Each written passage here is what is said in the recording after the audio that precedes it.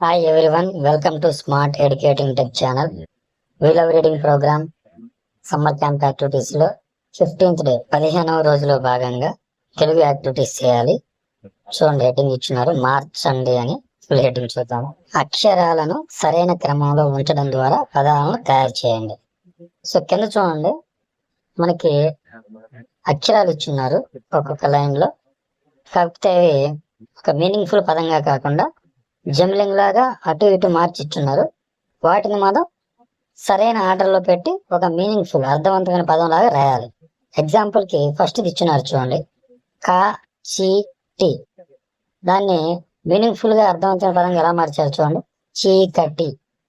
Next రెండో పదం చూడండి, వర్షము, వర్షము. నెక్స్ట్ మూడో పదం తీయని, తీయని.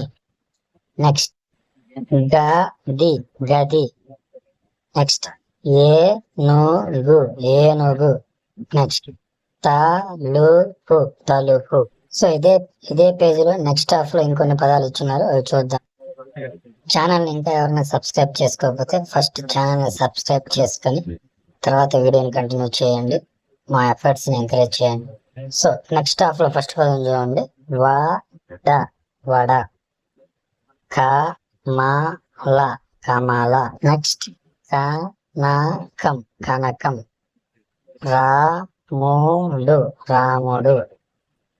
సమయం, సమయం. ఆఖరి పదం వరము, వరము.